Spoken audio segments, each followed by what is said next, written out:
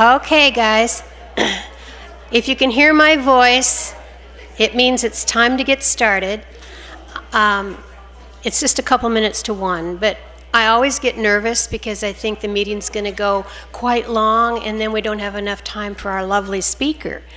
I would like to get started, and if you can't find a place at a table, there's one here, there's here, and here. There's spaces up here, 2 of them, if you want to sit at a table rather than a chair.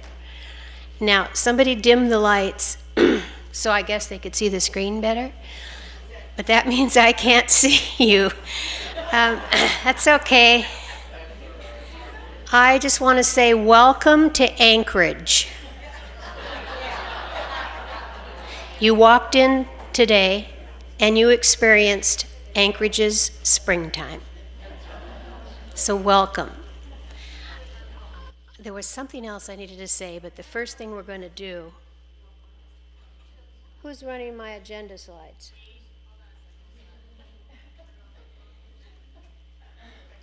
I'm going to say thank you all for coming.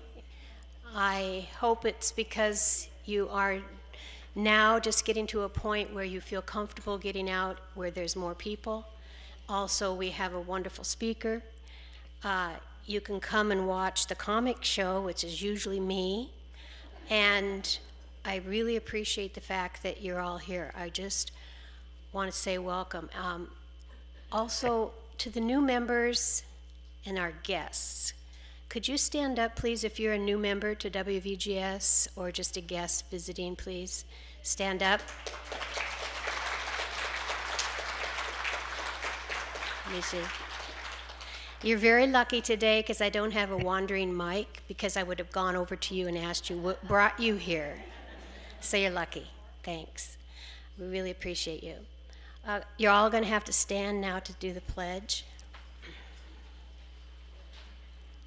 I pledge allegiance to the flag of the United States of America and to the republic for which it stands, one nation, under God, indivisible, with liberty and justice for all. Thank you. The most important thing on the agenda today is turn off your cell phones, okay? All right. I think mine is off. No, it's off. Thanks a lot. The January minutes from the last general meeting are always posted on the bulletin board in our multipurpose room. They're also available on the website. And I would like to know if anybody had any corrections to those minutes or additions. Then I would like to have a motion that we accept the minutes.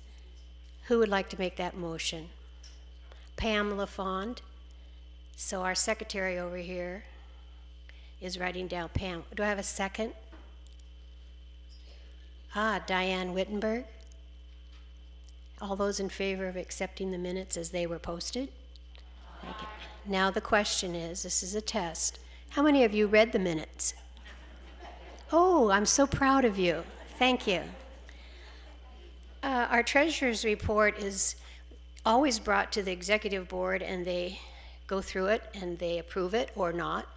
And our treasurer's report was approved and it's posted for audit, so we don't do that here. I would like to say that I've been trying to put committees together, and I'm really appreciative of people that said yes, they would do something.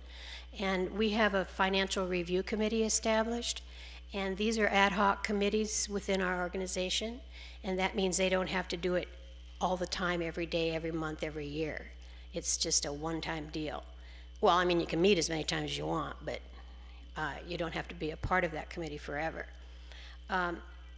Jude Roosh, Judy Martin, and Paul Veltman. Are you all here? Yes. Thank you so much for agreeing to be on our financial review committee.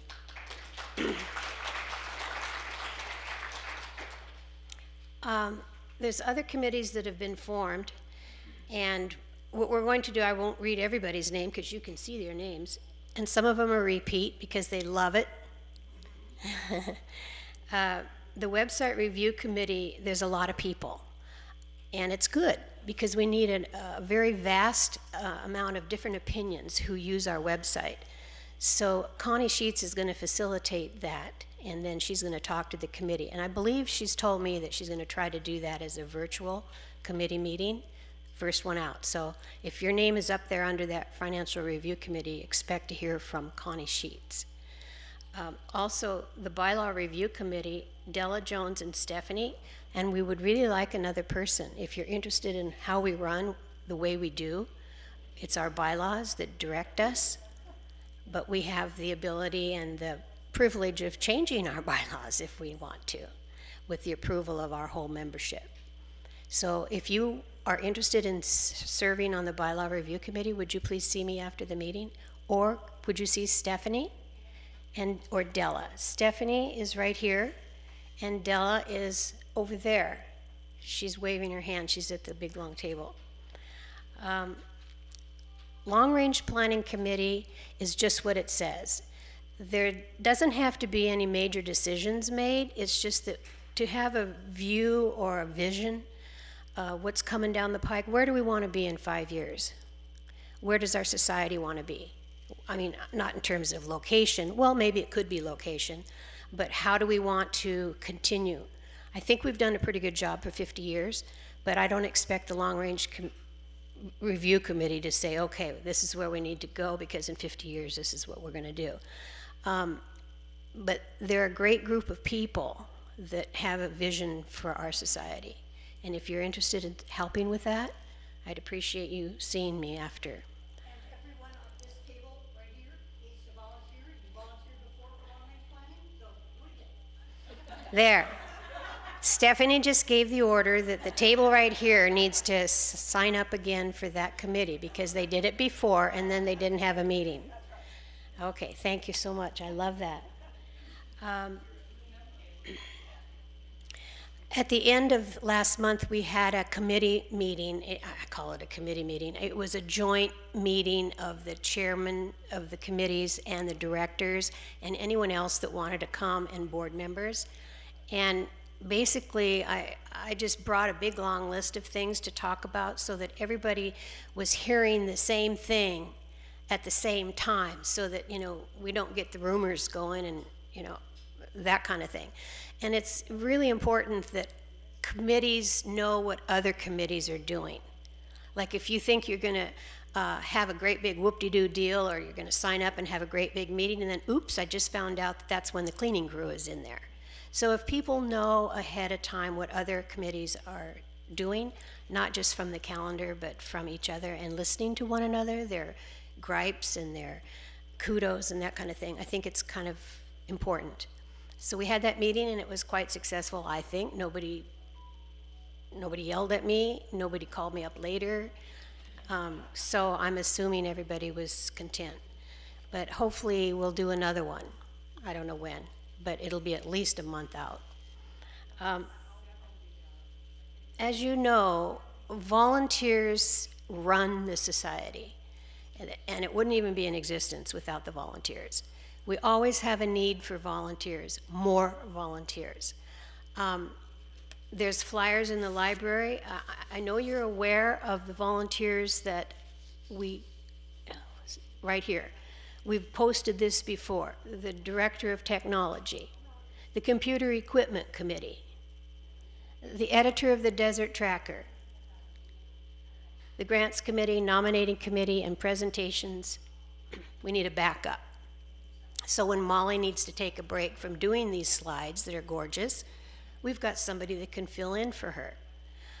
We also have a need for more aides, which is kind of fun because you get to have a 3 or 4 hour time span in a library at your disposal, and all you have to do is answer the phone and be friendly and greet people when they come in. We also have a need for more cleaners, even though we do have a professional cleaning crew that's going to come in and do thorough cleanings. I think it's once a month. Is that Stephanie? Once every other month now because we hire. That's right, once every other month, yes. So in the in-between times, we do still need more people. Shelf readers, Do you all know what a shelf reader does? Then you need to sign up. It's so fun. I will be honest, I've never read a shelf, but I think it would be kind of interesting. You see Chris Palmer or Sandy Enke. There's Chris, and Sandy's over there, if you can help out with that. The one down below that Chris has on this flyer says, other opportunities, see Lou. That's actually true. If there's something that you really think you'd have fun doing, please bring it to me or Peggy Morphew or Sally Pavia, the fundraising folks, because if it's something that we've never done before, then we're all excited already. So if you have something you think and it's worked for you in a different place or a different association, bring your ideas, okay? Thank you. I do not like to monopolize the mic. I'm going to defer to several people. Part of my report was just to say that, the policies and procedures. That's the one thing I did at that meeting last month. I told everybody, bring your policies and procedures with you, or you know how to get them off the web. Read what your job description is, and if you need to tweak it or add something to it, then let's get it done. And everyone's working on it. All the directors and the chairs are working on their own job descriptions, and they're going to be into Della Jones by the end of this month. We're not going to do this 3-year out thing. It's not rewrite the whole thing, because they're pretty perfect, but a lot of you who have been doing volunteer work are finding that your job has changed and you just got piled on with something about 6 months ago. So you need to review your own job descriptions and then bring them. You can drop them off in my box, you can drop them off in Della's box, but she would prefer that you get them to her through an email, because then she doesn't have to retype yours. So that would be helpful. Okay.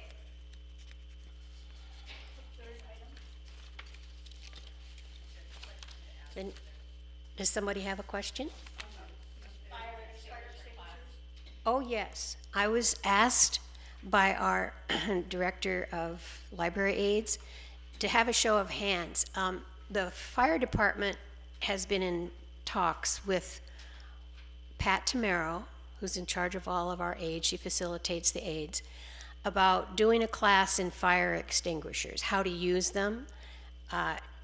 If you all visit the library, have you located them? If you had to, do you know how to run it? I mean, work it? I don't know. I wouldn't. So I'd like to have a show of hands if you think that you would attend an optional class in the multipurpose room at the library to learn something about fire extinguishers. Show of hands. Okay. Pat, you kind of get an idea. Pat said that she would bring it to the aides as well. It's not mandatory to the aides. Keep your hands up. She needs to know for space. Wouldn't that be awful if we invited the fire department to do a class and we were in, oh my gosh, and we were against the law and we had too many people. 25 of you, thank you. We've talked about that. We've also talked about, first aid and making sure everyone knows where those things are in the library. So I think it's an important class that a lot of us undertake. Thank you. And thanks for reminding me that was on the agenda. There you go. We have Doreen, who's going to talk about the seminar.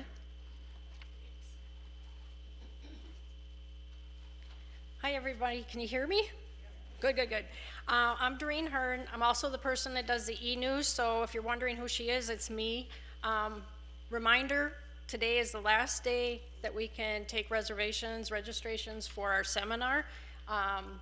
It's going to be good, and I just wanted to read what I have on, oh gosh, it's dark up here. It's Dr. Lacapo, and there's some really good topics. Show of hands, how many people have signed up? Awesome. We've got a few that haven't. We have flyers on the back table. You can still take them and still sign up today so that it makes sure that we know how many to account for and get the lunches in. Some of the items that we have, we got the next one. We have a lot of good vendors this year. Who's got the slide? There we go. So I was just going to read a few. I was I've been in charge of getting the vendors, and we have a lot of good vendors. We have 9 vendors plus the duplicate books. So if you're looking for duplicate books and other vendors, some of them that we have is ASCAB, and I'll read them so that you can't see them from the back. It's up there. Expedition Genealogy, Susie, and has some jewelry. Family History Society, they'll be there. Genealogy 1-in-1, Hannah's Legacy, which is by Donna Scott book. High Speed Scanning, which is Kathy and Bob Gallagher. Irish Culture Center, Keogh Transfer Service, Park Lane Jewelry, the duplicate books, and then again we have, my glasses, Family Chart Makers, Family Tree DNA, Genealogy Bank, Legacy Family Tree, and Minnesota Genealogy Society, MGS, My Heritage, and the North Carolina, I get them confused, Genealogy Society. Jason's Deli is going to donate a door prize, and then 2 books, one's from Ann Van Dale, and then one from the West Valley.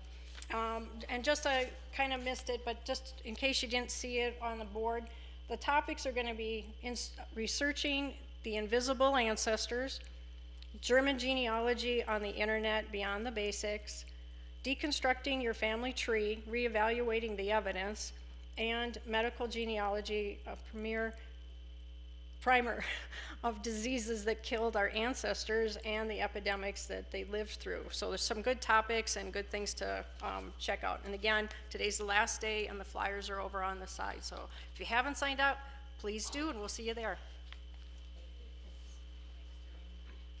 So, thank you so much. Marilyn, do you want to talk about the trips? There's Marilyn.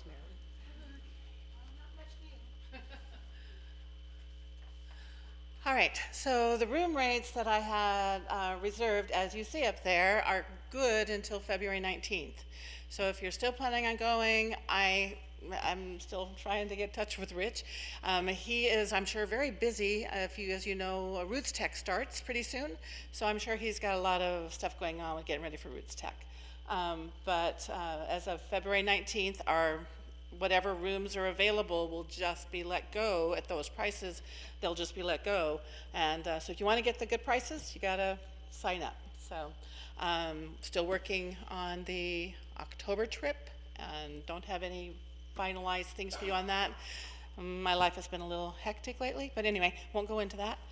So anyway, hope to see you all there. We have things that are going to be fun. We had a great class, and I want to thank Doreen for covering the seminar. She's been doing a lot with the vendors. My team is just awesome. I don't know what I'd do without them. So thank you all, and hope to see you in the end of the week.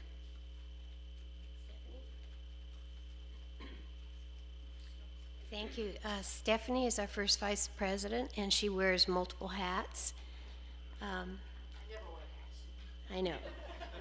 You're going to tell us a lot about what's been going on with the property management, as well as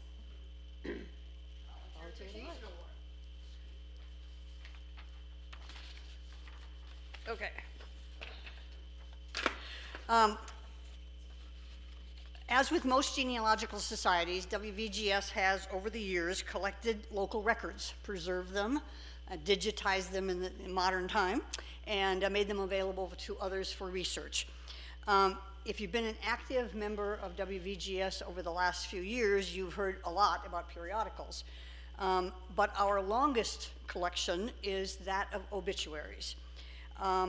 We have a database with 140,000 obituaries. They cover various U.S. states with an emphasis on the West Valley of Maricopa County and Utah. And it has more than obituaries in it. It also includes death notices, memorial folders, and some photographs. We've already given the originator of this project an award for her 20-year stewardship. That was Ethel Sanders. But someone else finished the project over the last few years, not by herself, but with the committee. They met at the library before COVID every Friday. Was it every Friday? Every Thursday. So every Thursday afternoon, if you walked in or around the table, there was a group of people who were doing obituaries. But during COVID, they met remotely. She would come to the library, pick up obits in the paper form, and distribute them to other committee members. They would do their part, and then she would come back and pick them up, scan them, bring them back to the library, and upload them to the database so that Ed Crabb could do what he has to do to make them digitized. The last portion of the collection, the portion they put off the longest time, was a set of microfilms. Transferring data from one format to another is one of the toughest things that you have to do in the computer world. And so they were stalled for a while as to how they were ever going to be able to get these microfilm images actually digitized. Our volunteer did a lot of research and finally discovered that the Burton Bar Library downtown actually had a machine that would do what needed to be done to make the transfer. And so she would cart batches down at a time. They had limits on how many you could do at a time. She would take batches down there and get them ready to be digitized and bring them back here and go through the process of uploading them and getting them to Ed Crabb. So she's been a member for a long time. She was born and raised in Kansas City, Missouri. She's very happy this morning after yesterday's football game. Graduating from Turner High School and then from Park University in Missouri. She got married to Don, had 2 children, now has 2 grandchildren and 2 great-grandchildren. She has worked for Hallmark Cards in Kansas City for 20 years and then eventually emigrated to Arizona.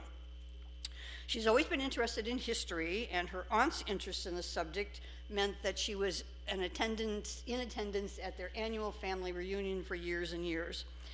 However, in 1967, they moved to a new neighborhood. They had a Brittany Spaniel who clearly didn't want to be there and decided one morning to take his doghouse and go back to where he was before.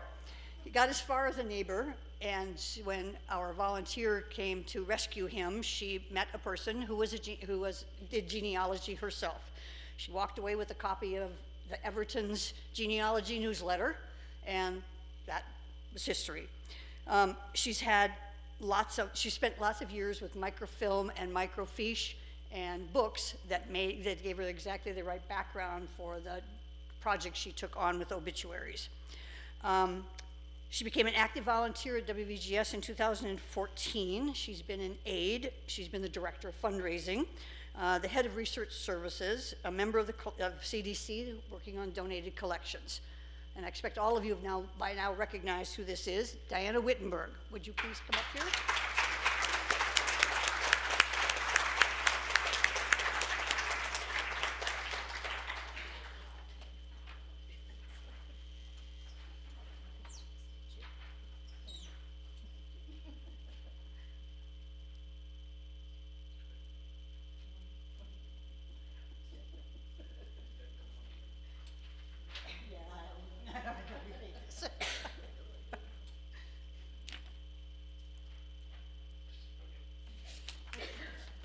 Thank you. Thank you.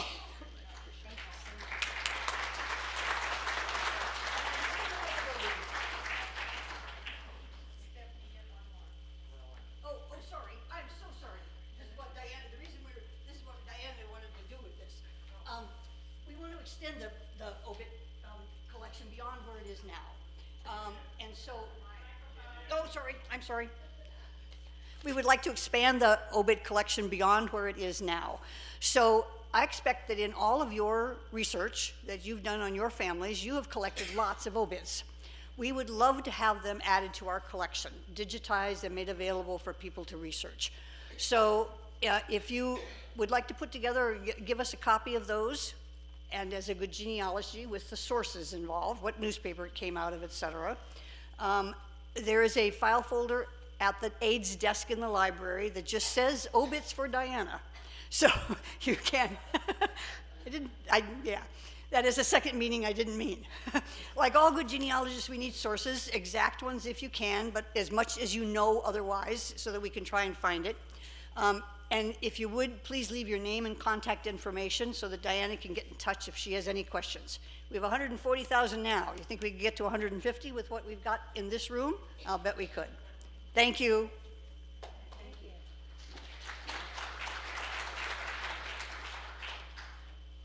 I'm not sure of collections development, Della, if you want to say anything, but I know under your category is books, and I know that Sherry Erickson is going to make a presentation. Where's Sherry? Oh, you're always over there. I should have known.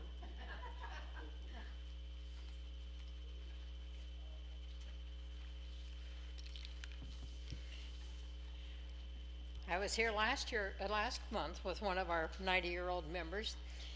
When one of our members reaches the age of 90, they get to choose a book for WVGS to purchase. The book then gets presented at the monthly membership meeting, but then the book goes back to the library to be accessioned into our collections. Today I'm happy to introduce another such member, Nancy Reed. Nancy Kerr Reed was born in Duluth, Minnesota on December 31st, 1932. She's the youngest of 5 children. Her family moved to California just before World War II for her father to work in the naval shipyards. After graduation, she married her high school sweetheart who had enlisted in the Air Force. For the next 20 years, they lived in Michigan, California twice, Goose Bay, Labrador, Florida, and Japan. Upon retirement, they settled in San Bernardino, California. An opportunity came their way and they moved to Arizona. Ken taught high school for 20 years, college classes at Rio Salada 20 years, Park College, and now lifelong learning. Through the years, family history has always been an interest. Phone books were checked in every city to see if the names matched the family names. I think most of you remember phone books. Nancy finished college training as a social worker and then worked for the college system as a director of educational programs. She discovered the Sun City Genealogical Library and took an intro course. That's what we used to be called. She has never regretted, and she's learned so much through the programs, lectures, and members, and met many friends. Lake Superior Chippewa Nation is an important part of her family history. The Cobron family belongs to the Fond du Lac tribe. Madeline County in Wisconsin is named after a grandmother. Chief Buffalo, a grandfather, was important in treaty making with the U.S. government. The University of Minnesota Duluth has documented what the tribes have contributed to the building of America. For years, she was leader of the Indian Small Interest Group, one of our SIGs. Today, we have purchased the book for our library that she chose to have more information about the Indian nations. And it is called Indians of the Pacific Northwest. Not where she's from, but just more knowledge. We didn't have any books on this subject, so. Well, congratulations.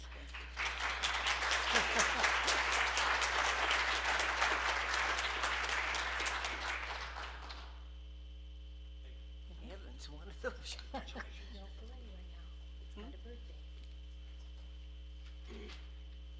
I think we need to do a birthday. Oh, how very, yes, yes. Let's all sing happy birthday. Happy birthday to you. Happy birthday to you. Happy birthday, dear Nancy. Happy birthday to you. And many more. I don't know how many. Thank you very, very much. Thank you. All right, now we have Barbara with the Director of Education, and then we're going to have Peggy with fundraising. Barbara? Okay. These are the classes that we have coming up before the next meeting. So we have 4 of them in the next month. We have Novice Genealogy, which is offered nearly every month with Barbara Stenberg. This goes over a lot of information on the different record groups and other information that those starting out in genealogy or perhaps that Still need a lot of information on this, or somewhere in a beginner or late beginner category could make use of. We have MYX and match DNA with Bonnie Bossert. And this is not what we call autosomal DNA. It's not the kind of DNA that you got from your ancestry DNA test. This is mitochondrial, which follows the mother to mother to mother line. It's the Y DNA you've heard about. It's the X DNA. So that's what Bonnie will be talking about in that class. We have designing a family tree graphic with Laurie Ott.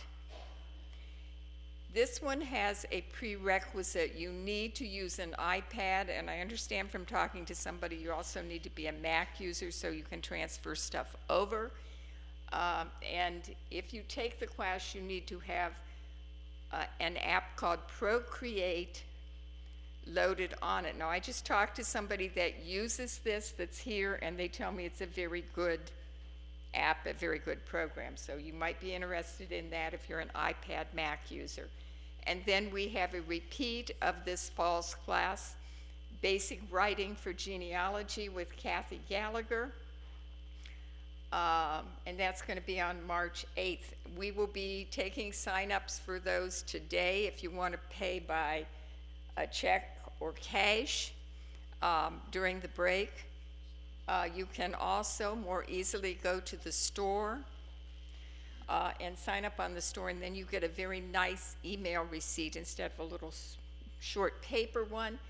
I would also like to mention that we have just after next meeting, a week or so after, I believe, Bonnie, is your DNA kindergarten class. This is a good class for people who haven't taken a test yet, have taken a test, don't know what to do with their results, or maybe have had the test results for quite a while and need a lot more information on it. Can I finish the second slide and then I'll take question? Okay. February 20th, which is the Monday after the Saturday seminar, if you just haven't had enough genealogy yet, we have a tutorial on what's on the WVGS computers, and I understand it's fabulous. We're not charging for it. I mean, if you want to offer a donation, we'll take it.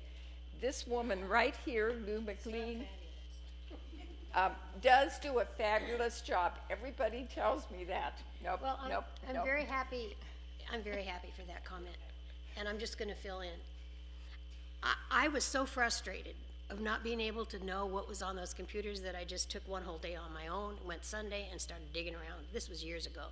So I thought, well, how many other people don't know what's on these on these computers? So that's why.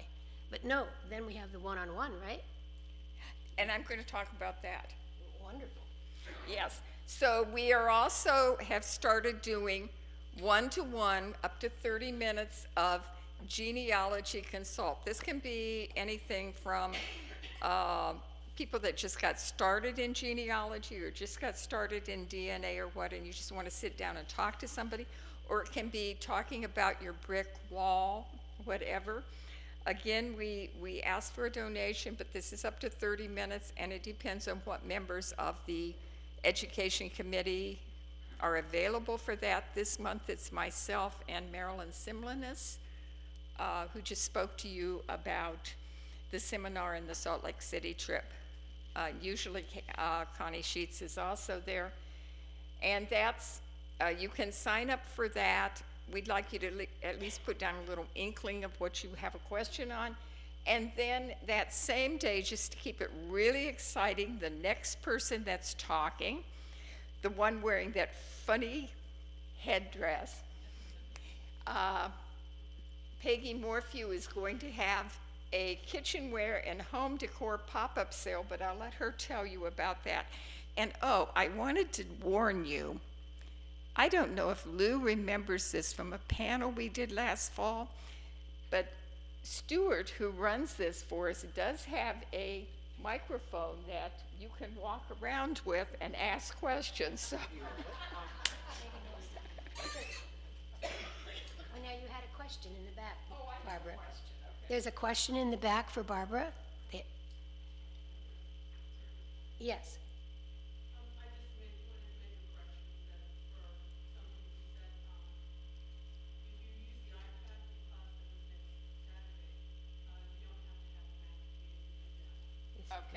Okay, she does use Procreate, so she's telling me that just having an iPad is enough as long as you load the app Procreate.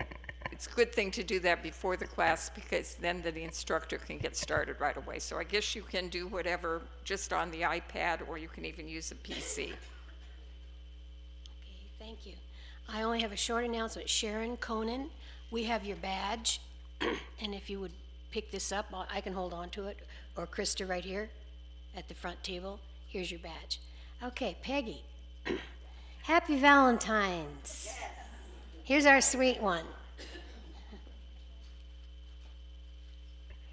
Hi, everybody.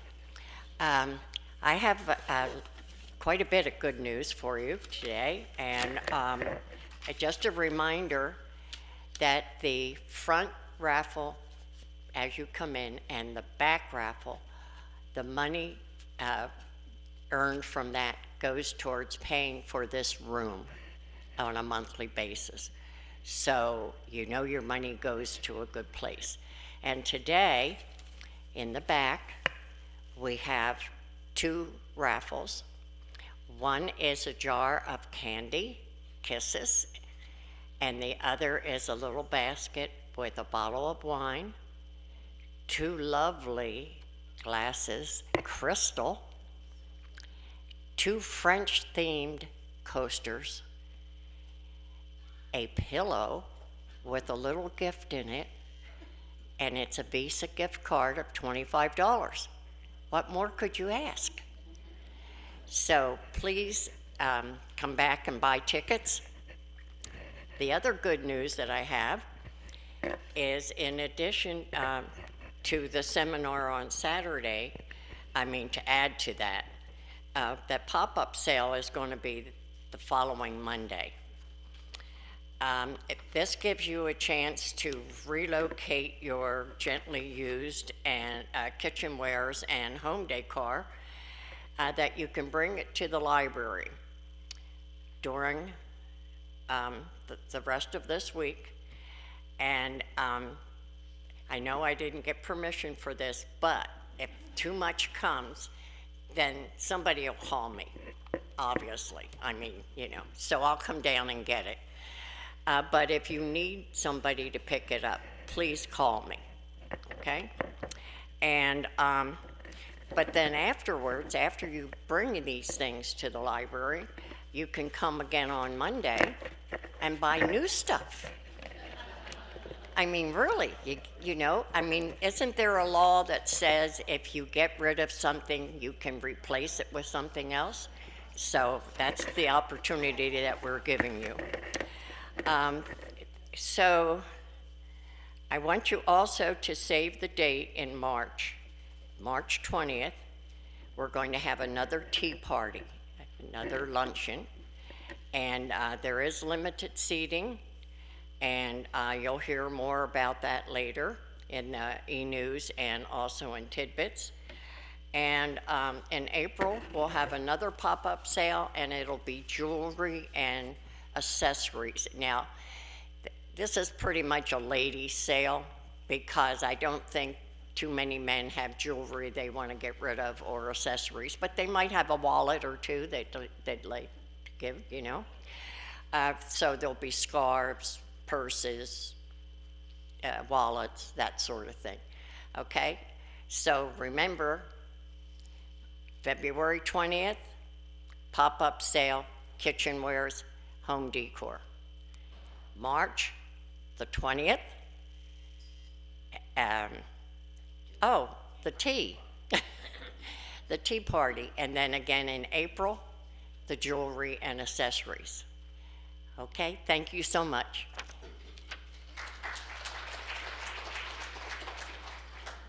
Okay, that's it. Now, you all get to stand up for about 10 minutes and exercise or do whatever you want. We're going to take a 10-minute break. We want to make sure we have enough time for Bonnie. I think I've covered everything. So when the lights start flashing, that means sit down, shh, shh, okay? All right, we're going to take a break for 10 minutes. Thank you.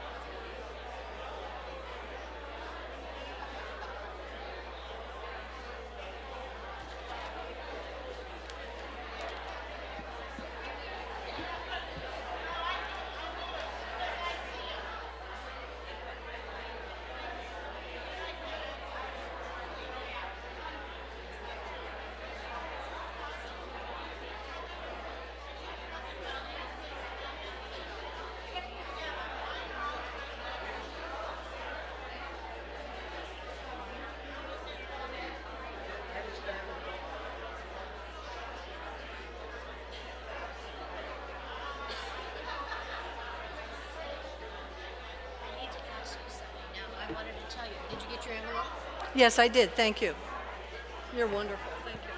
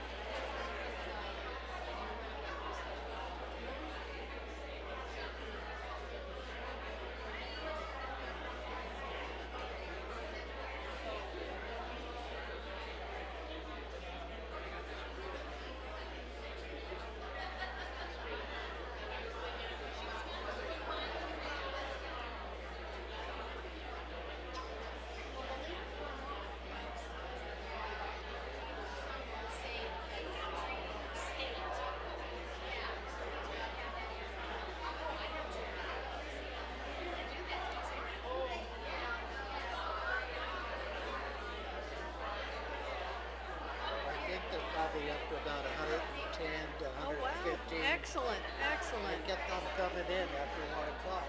That's great. Well, some of them may not be members, you know, people who are local hear about it or see it in the Sun City News, but it's still the big challenge. You're probably seeing this even in your church, is getting that next generation involved in stuff. The Gen Xers and the millennials, they don't approach volunteerism the way the baby boomers do. No, they're social, They're social. They love that.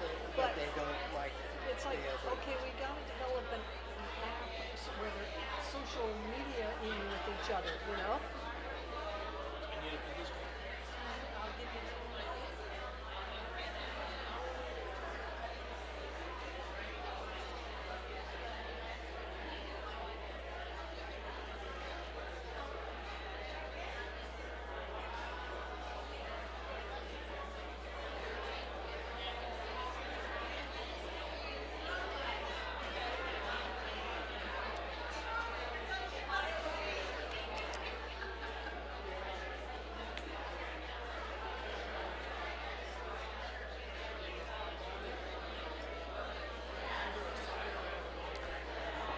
Let's all get that back to our seats and we can get started.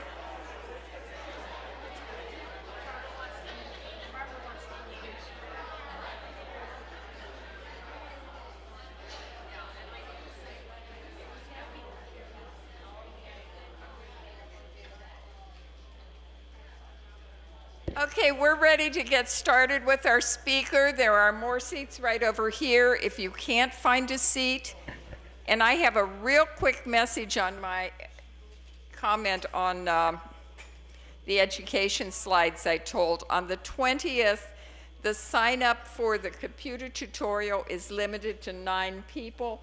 So if you're just thinking about it, get your name on one of those spaces, because when it gets to 9, we shut it down. Okay.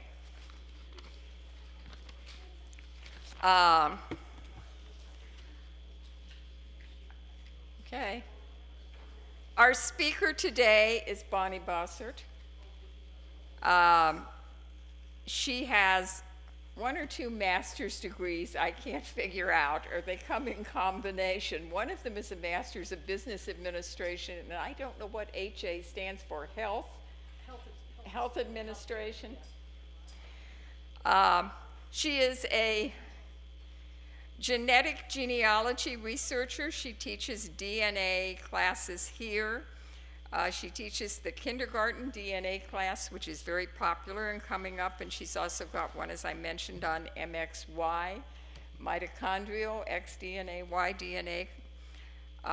She lectures on a variety of genealogy topics, some of them which have nothing to do with DNA. So she has pretty wide genealogy experiences. She is a member of the Investigative Genetic Genealogy Accreditation Board that is currently developing standards and plans to have an accreditation exam accrediting people that work in investigative genealogy. Bonnie also offers genetic genealogy research and DNA analysis. And so Bonnie. Thank you. Howdy. Thank you all for inviting me to speak about one of my most favorite subjects now, investigative genetic genealogy. Show of hands. How many of you enjoy a good mystery or a good true crime? Yeah, all right. Well, today I'm going to share some information on this new initiative called Investigative Genetic Genealogy. But first, let's take a look at the evolution of genealogy in America so we can see how we got here. And I have to do this one. Okay, now I got my sequence. Well, we'll start out with where did we start in genealogy in the United States? Well, author Francois Wheel, who wrote A History of Genealogy in America in 2013, he called his book Family Trees. His premise was that our democratic and multicultural society resulted in a unique approach to modern genealogical research. And he identified 4 phases of information seeking and record keeping practices in American genealogists. The first phase was in the 18th century, and it paralleled the European understanding of heraldry, aristocracy, wanting to be part of the royal family. The second stage, during this American Revolutionary period, we found ourselves recording our own oral traditions. And we started keeping family records so that we could keep the memories of our ancestors alive. And it helped us establish kinship for family unity. Women were the early custodians of family stories. We created samplers, and we recorded those family trees in our Bibles. In phase 2, from the 1760s until the Civil War, we saw a growth in local histories. Many of you probably have researched those biographical information books.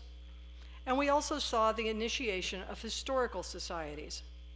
The first genealogy books and journals were published. There was the first genealogy library built. And the basic standards for using evidence and resources were established. We also saw the first career genealogists starting to charge for their services. And there was the beginning of the use of genealogy research in estate claim court cases, those where there was a dispute over estates. and other litigation.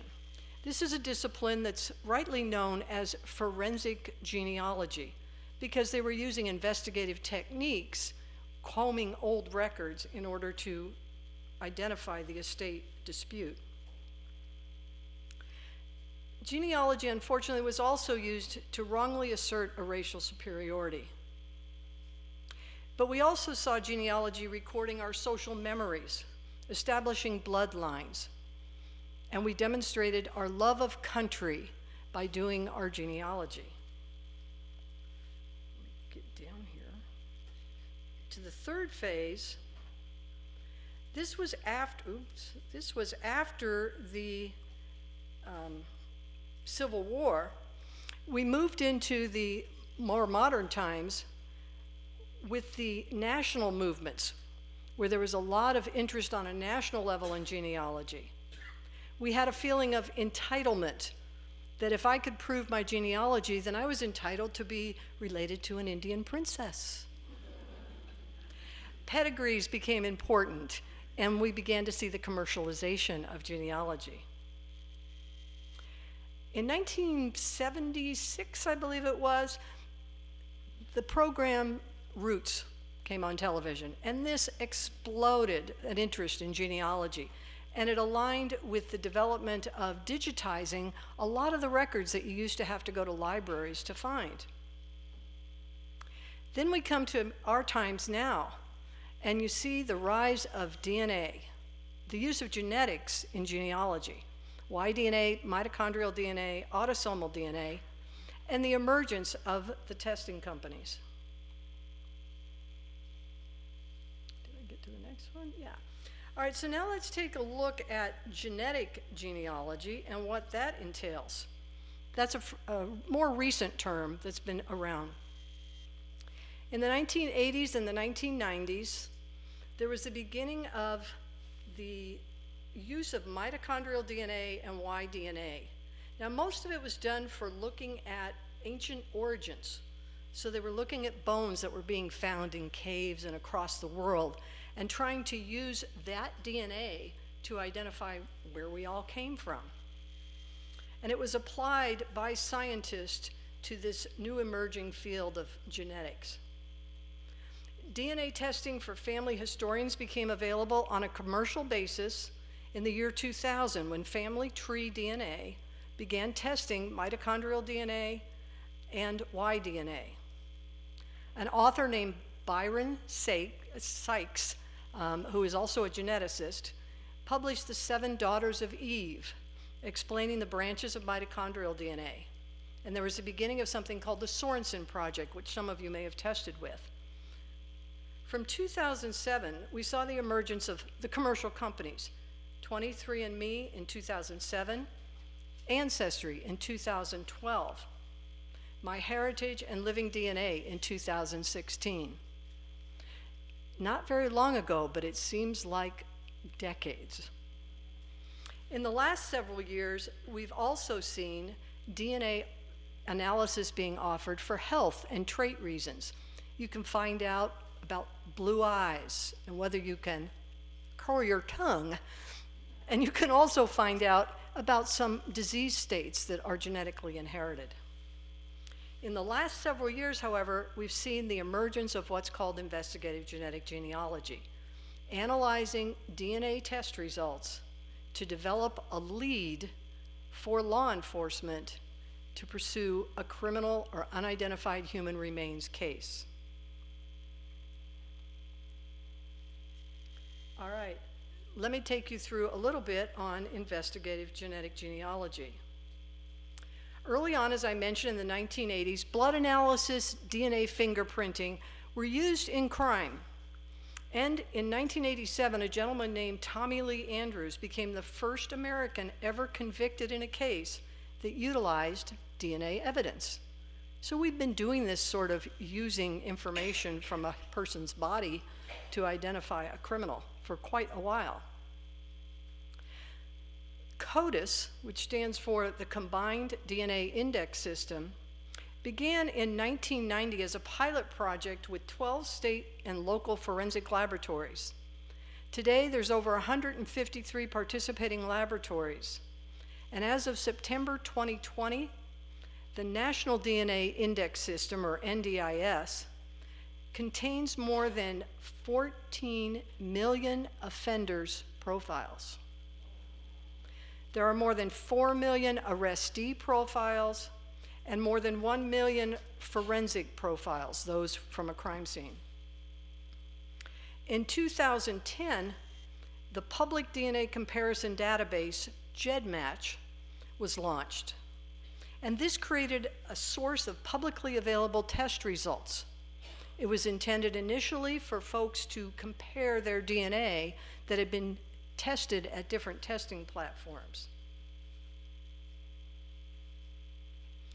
In 2016, I'm sure many of you are aware of the Golden State Killer. He was identified using IgG techniques. Jim Scharf, a detective, had a cold case 2018 investigation of the 1987 murder of a couple, Jay Cook and Tanya Van Culenborg, in the state of Washington. That case made history as the first IgG case to result in a court conviction of the criminal. Today, the growth of investigative genetic genealogy has been the Wild West, and it requires the establishment of standards and ethics for the field. So what is investigative genetic genealogy? Well, it's a brand new field that combines traditional documentary evidence genealogy, like all of us do. Those methods are combined with genetic analysis, looking at people's relationships based on the amount of DNA that they share.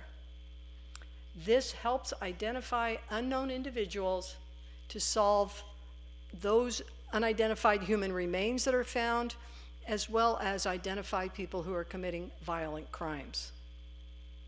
It requires some certain groups of skills. One of them is something that many of you have: familiarity with traditional genealogical methods. You know how to find a census. You know how to find birth, marriage, and death records. You might know how to research land records, phone directories, obituaries. But it also requires a knowledge of genetic inheritance, what we teach in DNA kindergarten and which many of you have pursued as DNA became available. You need to understand how people are related based on the DNA that they share with one another. It also requires some basic skills that you may have from your other occupations, things like a strong analytical and problem-solving background. And finally, you need to have the ability to communicate your findings in a way that can be understood by people when you're talking about complex genetic concepts. So, how is IgG done? I mean, what is it that these people are doing? Is it really like what you see on TV? No. Over time, DNA from a crime scene or from unidentified human remains, known as UHRs, is processed in a forensic lab to create a DNA kit. This kit is made in such a way that it can be uploaded to GEDmatch or Family Tree DNA law enforcement portals. It isn't uploaded the same way yours and mine are. It is uploaded only through these portals that have been created for law enforcement.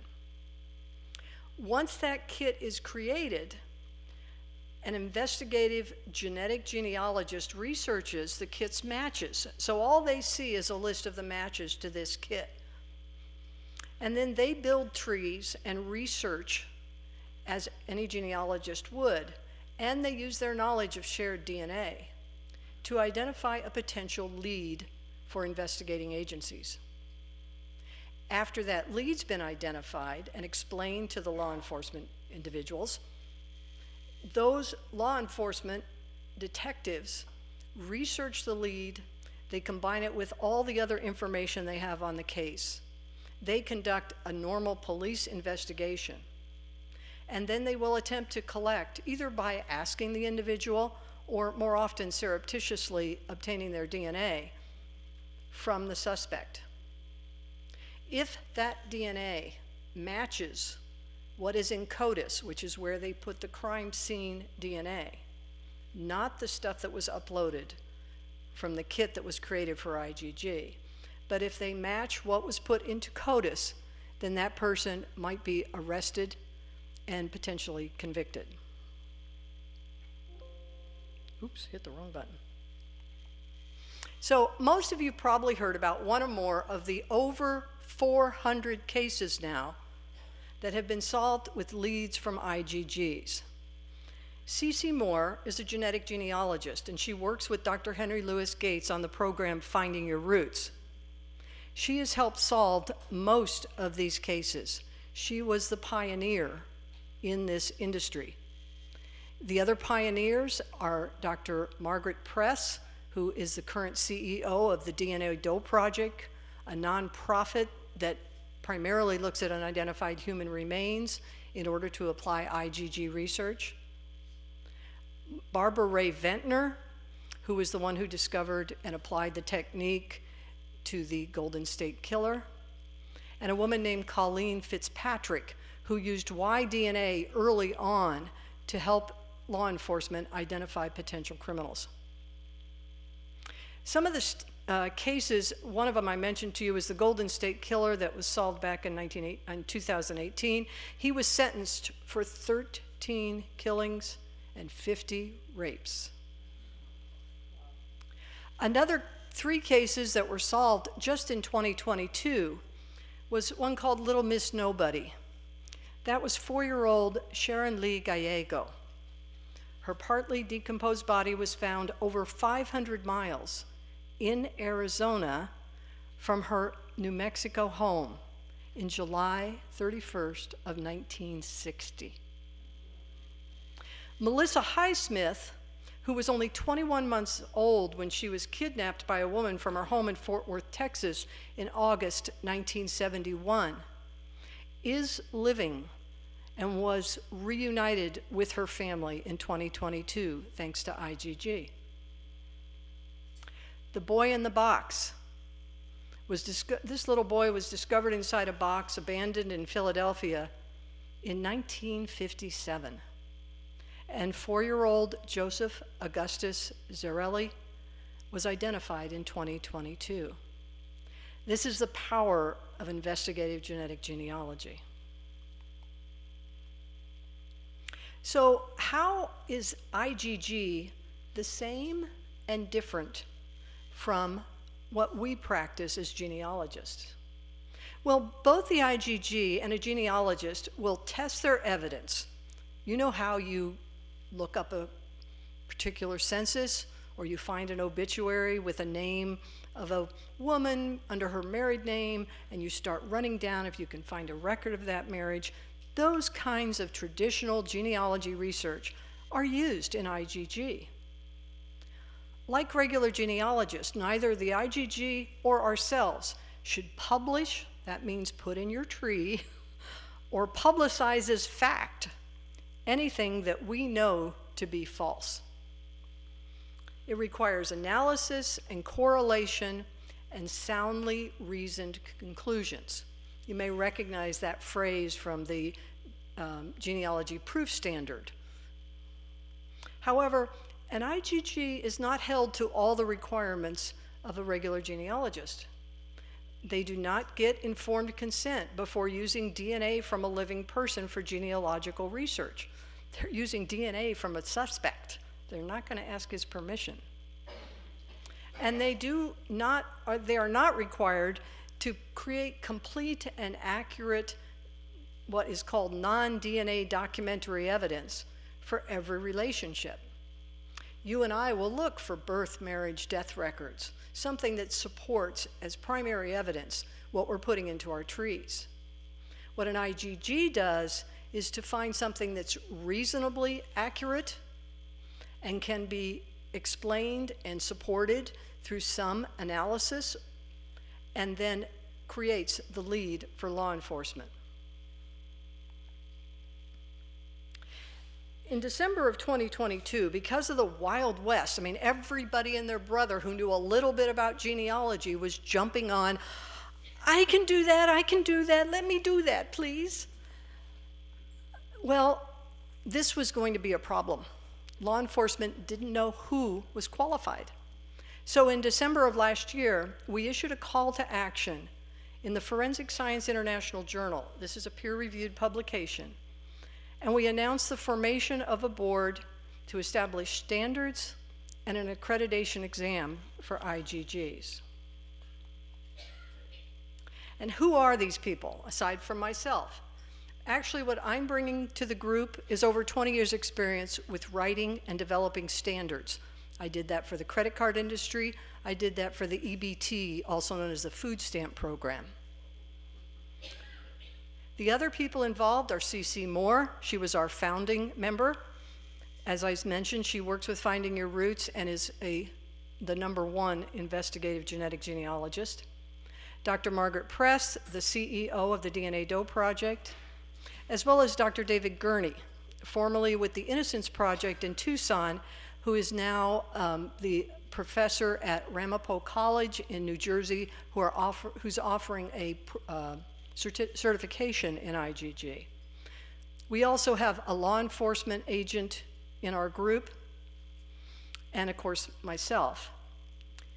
We have developed an advisory board that is composed of stakeholders in law enforcement, district attorneys, forensic labs, IGG practitioners, and academia. So you're saying to yourself, why should a genealogist care about IGG? I'm not going to do that. Well, there's 4 things I want to go over with you. The use of public trees, your participation in these accessible databases, the laws that govern what IGGs do, and understanding what's considered ethical practices in this field. So first, let's take a look at the use of public trees. Ever since the rise of computers, remember when you decided to buy a computer instead of buying a baby lock serger? I do. Otherwise, I'd be up here talking to you about quilts, okay? Ever since the rise of computers, the information in our family trees have become more easily accessible, and that means more public. Digitized public records like censuses, land and property records, city directories, obituaries, it's made it so much easier to research our ancestry. The trees at Family Search, Ancestry, MyHeritage, and other genealogy sites are public unless you've set them to private.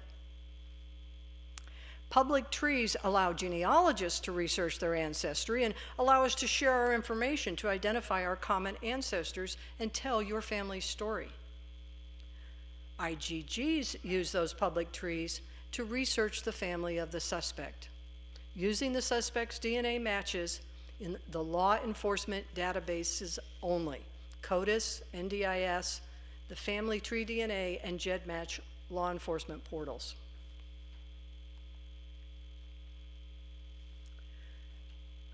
Did I get, yeah, trees. Oh, I didn't click. There we go. I want to emphasize this point because it's often misrepresented in the media. Police, sheriffs, coroners, medical examiners, that's who I'm talking about when we talk about law investigating agencies. In order for them to have your information, your DNA available, you have to, on purpose, opt in at Family Tree DNA and or GEDmatch. Investigative agencies are not allowed to access any information that, in terms of DNA, that is there for Ancestry, 23andMe, or MyHeritage. So if you've done a DNA test, unless you did it at Family Tree DNA or you have transferred your DNA to GEDmatch and you have opted in at those 2 places, it will not be used for criminal purposes. So how do you do that? Well, at Family Tree DNA, you have your little icon up in the far right corner, might have a picture, might have your initial, and you can click on that and get your account, and look at this information on your account settings. If you look at that tab that shows, what does it say here? Privacy and sharing. And if you scroll down a little bit, you'll see the section that says investigative genetic genealogy matching. If you click on opt in, then you are opted in into the Family Tree DNA law enforcement available information. On GEDmatch, when you upload a kit to GEDmatch in order to compare it, you know, your cousin took his test at 23andMe and you took your test at Ancestry and somebody else took a test in your family at MyHeritage, and you want to compare your DNA to see where you got it from and who it descended from. When you do that upload, you'll be asked if you want to opt in. And as it says here in the bottom, if you opt in, your kit will be compared with kits submitted by law enforcement to identify the perpetrators of violent crimes. And there's a list of the specific violent crimes. This is not, you know, your nephew was charged with shoplifting. These are violent crimes: murder, rape, kidnapping. The operators of GEDmatch encourage you to do this in order to support our police and law enforcement. If you do so, you'll see this little icon on the left that says police. If you choose not to, there'll be a red X in front of that icon. So what are some of the laws governing the use of your DNA when you are participating? Well, just as we need to be familiar with the laws regarding the access to vital records, we need to become familiar with the laws governing the use of DNA. The DNA Identification Act of 1994 was what authorized the establishment of the National DNA Index System that I spoke about earlier.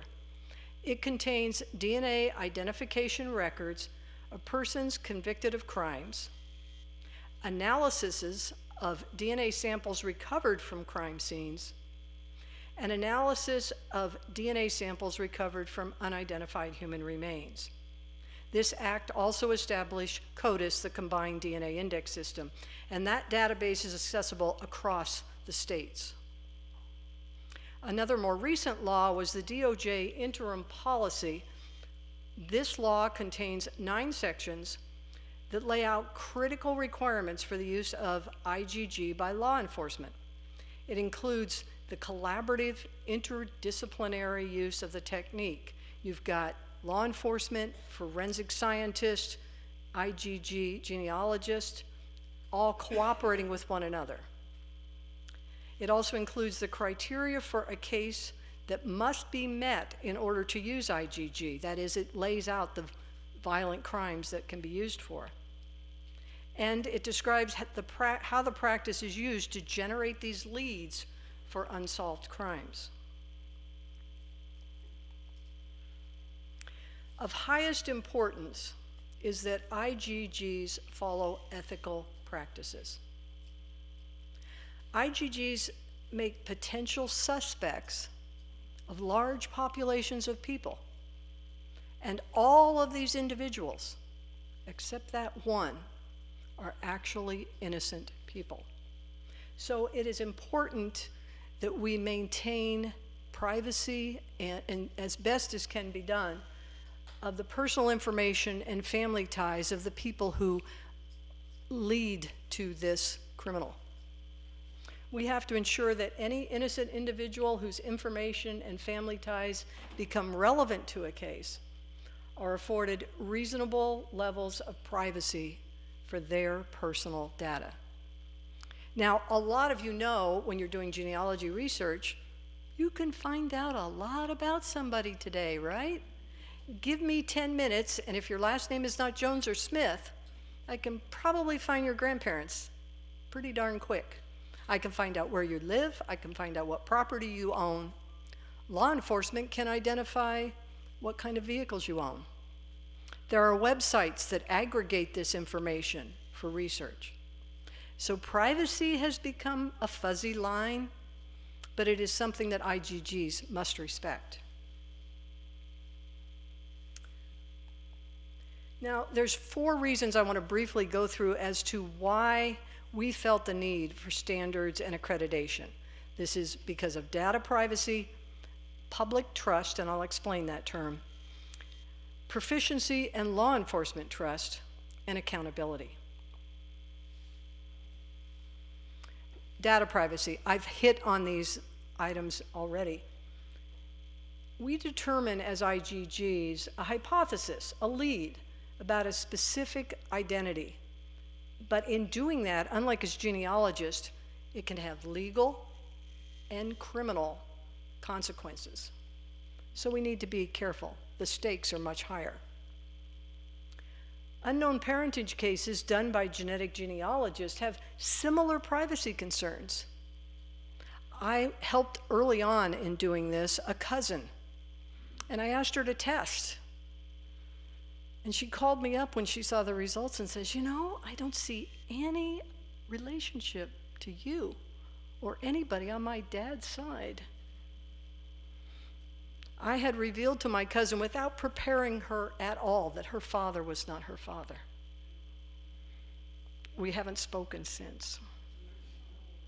You have to be careful in doing DNA.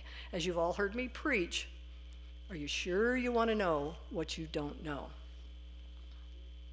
Both practitioners of genetic genealogy and IGG are accessing information about individuals, both living and dead. They have to respect that person's privacy. And in both contexts, as the quote I read to you said, most of the individuals have no idea that they are part of a search, and most individuals involved never find out they are part of the search, unless when they hear one of these announced and they go, that surname's in my family, I wonder if I'm related to that person. Secondly, we have public trust. I'm sure all of you can see that IGG's not going to work unless we have the public participating by inputting and allowing their DNA to be used in trying to solve these crimes and get these people off the streets. So we need that critical mass of consenting individuals. We have to maintain not only the privacy of the people we're researching, but also we have to maintain the trust of the public. Otherwise, we're vulnerable to restrictive government oversight if the public feels there's a risk. The state of Maryland is what initiated, in large part, our efforts, because they put a law in place requiring someone who did IGG to be certified. There's no such thing as a certification program. They're waiting to implement the law because they went, oops, yeah, there's no certification in place. Thirdly, we want IGGs to be proficient. We want some way of proving that they know what they're doing. So they have to have some way in the investigating agencies of vetting these people. It costs a lot of money and time to do IGG.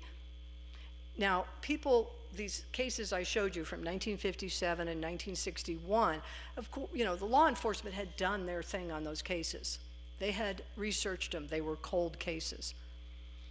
But even when they found that they could take the DNA from those cases and have them analyzed by an IGG, it took several years. Very few cases are actually solved quickly because it's a difficult process to get that DNA ready to be submitted as a DNA kit. If any of you have a science background, you realize that what you find at the crime scene could be very degraded. It could be mixed with multiple people's DNA. To separate those out, to enhance those so that the DNA can be used to create a kit, that cost a lot of money. Law enforcement don't have those funds. The DNA Doe Project funds their cases through crowdsourcing. And once they've raised the $5,000 to $10,000 needed to prepare that kit, then they can start researching the case. So you want to be sure you have people working on this that doesn't use up all the DNA evidence in what they're doing. Those types of things are what will encourage proficiency and be able to allow law enforcement to identify people who meet those criteria. Lastly, it doesn't matter if you have standards if you're not going to hold people accountable. So that is one of our foundational steps in developing these standards. The accreditation process is going to have two parts. Only those who have demonstrated an ability to actually practice IGG proficiently and ethically. That means they know what they're doing. They've proved to our group that they know what they're doing. And they also agree to follow the standards and follow the, what's the other word I want? Oh, and follow their commitment to ethical practice. We therefore are providing a reporting and oversight mechanism that allows for sanctions. If it's reported to us there's someone that's claiming to be an IGG, just like we know there were people who used to claim to be genealogists. You remember those folks. The ones who would say, I can do your genealogy for $500. And they took your tree and gave it back to you. Right? We don't want that type of practice. So here are some of the standards that have been developed. This isn't all of them, but this is some of the ones that we have started to document and are having our advisory committee review. There will be public comment capability for these standards. And we are focusing right now on the United States, but we do hope that they could go forward and be used in an international environment. We require that and you can read these, but the potential candidate for the subject, now the subject is the suspect, the person who is being investigated, has been analyzed using numerical calculations of relatedness. Well, that's kind of a big phrase for saying we figured out how his DNA is related to his matches. The potential candidate for the subject's been analyzed using context clues. Okay, we have to not only have this person's DNA point to a certain family line, but it has to make sense also in terms of where the crime was committed, the sex of the person, their age, those types of facts from the crime scene. My phone is making noise. Oh, there it is. Go away. Oh, it's a spam call. Surprise! Sorry about that. The probable relationships between the potential candidate for the subject, the person we're thinking might be the bad guy, and the most relevant matches, and all the relationships in between. So if we're going back and looking at a third cousin once removed to this person, have to have been established with at least one source or thorough analytical reasoning. I've talked with some of the IGG people at the companies that are doing this, Parabon, Bodie, Othram, and those companies have cases where there really wasn't a tree, there wasn't BMDs, city directories looking, and when you think about this, a lot of these crimes, even though they may have occurred a long time ago, we're talking about having to identify more possibly people who are living, so you're in that place where there is maybe not as many records.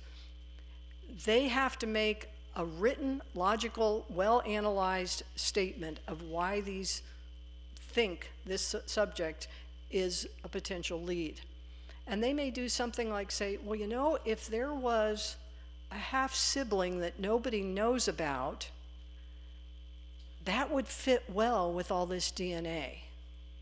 So they may take that approach. There may be no evidence for that, because what you have is a person that is not in a family tree anywhere, right? So they are using analytical reasoning in some cases without having those hard facts that we have in genealogy. And then they have to be able to write a report. And I don't know if any of you have ever tried to submit a portfolio to BCG in order to become a certified genealogist. It is a very, very rigorous process. And the standards they hold people to in terms of writing those reports mean that it comes out to be many, many, many pages. Well, an IGG has to sort of think like that, but they also have to be able to present it in a way that law enforcement can understand it, because basically that detective is going to go, give me a name. And you don't want to just give someone a name. You want to make them understand how that name came along, who the people are that we may want to have test in order to reinforce that potential lead. They're called reference testers. Again, the ethical standards. IGGs have to know what kind of cases can be worked on. There was an IGG, or someone who was saying they were an IGG, who was allowed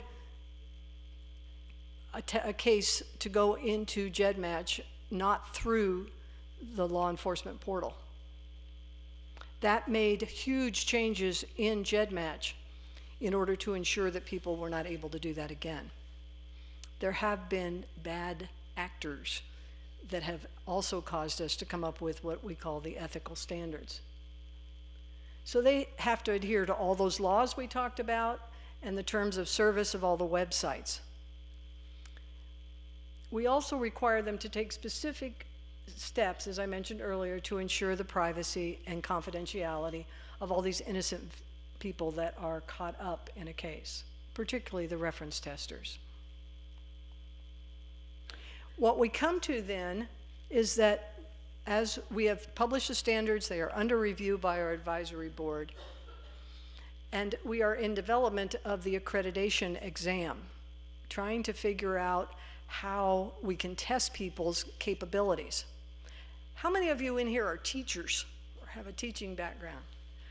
Yeah, remember when you used to sit people in a classroom and hand them the test and a pencil and then just stood there and made sure they weren't cheating?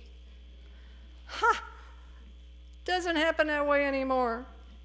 Now they have instructional designers and companies that build tests so that you can conduct these tests remotely and be sure people are not cheating. So it is an entirely different process from what we may have experienced as children to be able to create a test that can be administered to people who are interested in doing this, but that also come up to the standards of today in terms of how test taking is done. We also don't want to make it so inconvenient for people to have to travel a long distance and come to a test location in order to take the test. So that's taking some time for us. The outcome of this will be a database of individuals that have met the accreditation, and that database will be accessible by law enforcement. So if Bonnie Bossert, who by the way is probably not going to get certified, I'll let you know that. I don't think I'll get accredited in this field.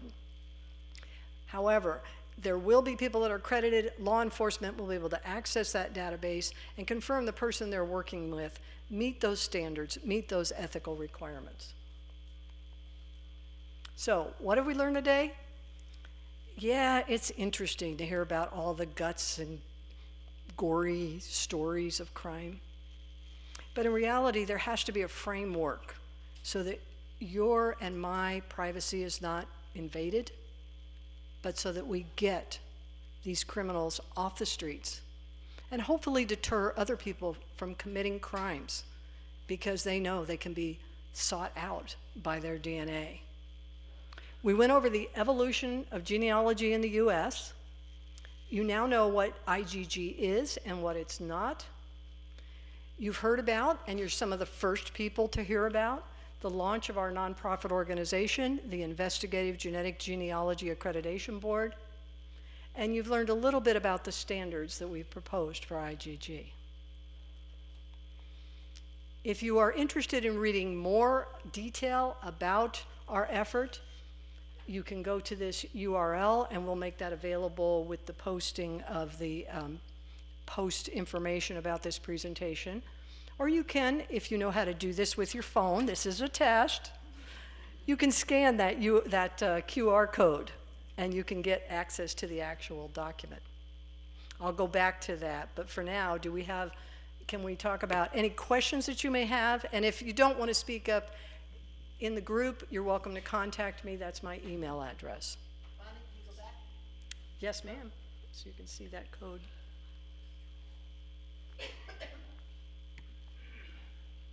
This is a new fun thing you can do with PowerPoint for those of you that play around with it. There's a little add-on called Generate a QR Code or something like that. And you just type in what you want it to say and it'll put it in there. So I put that link into the QR code. We have to keep learning. keep our brains going, right? Yes, ma'am, what can I help you with?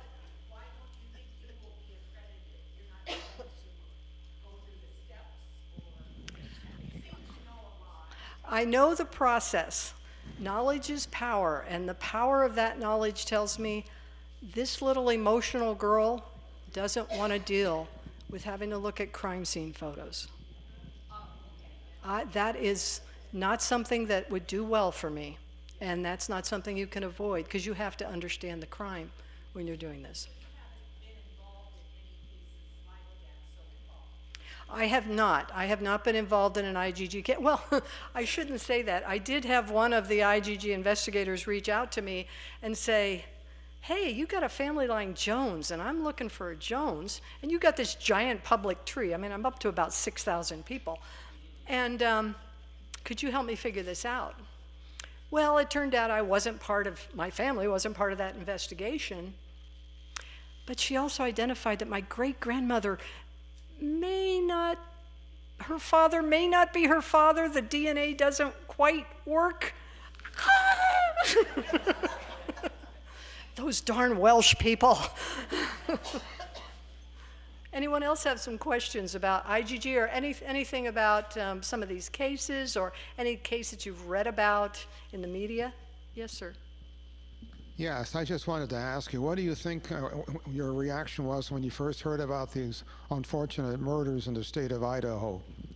The first reaction, there's a lot of, I like to call them groupies, IGG groupies, the true crime and mystery people who, without having this depth of knowledge that I've just shared with you folks, think that because they've figured out the adoption of their first cousin, that they can do this. And so the first reaction was, oh, they must have used IGG to figure out Idaho. Well, in fact, they did not. It turned out that they had the lead of, I'm sure you heard of the vehicle that matched, all right? What they were able to do was track him and that vehicle and some other regular law enforcement information. And when he went back to his parents' home in Pennsylvania, they were able to take DNA from their garbage. You put your garbage out on the curb, and that's public. So the police used that and compared it to the evidence they had from the crime scene that was in CODIS, and they got a hit. So they didn't really have to do IGG. And in fact, one of the requirements of the law is that if you have a kit in CODIS, you have to compare the DNA from any suspect against CODIS in order to submit it as evidence in court. IGG's leads are just like if you called up and said, hey, I got a tip, I saw this guy walking away from the house with a knife in his hand. You're not going to be called into court. The police have to develop the evidence to be able to present it in court. Okay? Anyone else? Well, thanks for letting me share this with you. Oh, yes, Barb? Who has a close relative who tells us about she does not do investigative genealogy. She works with the state medical examiner's office and works with does and so forth, but she has worked with C.C. Moore, so it's been very interesting. Mm-hmm. So what was your question? That was all I was telling you. Oh, we just have someone, yeah. I'll let you know something else. During the pandemic, because what else did I have to do? And someone turned me on to this here in the group. I went to the Phoenix Police Department and asked them if I could help them. And this was before I got involved with the board. I would be required, I submitted a 4-page volunteer telling them everything I've done since I was in first grade. Application. I was required to come in and do a one-on-one interview, which would include fingerprinting and a lie detector test. I was fine with that. Yeah, let's go. Unfortunately, the police did not want to wear a mask, and I was really paranoid, so it didn't go forward. Maybe that was lucky. Maybe this is what I was supposed to do. Well, thank you all very much. I appreciate your time.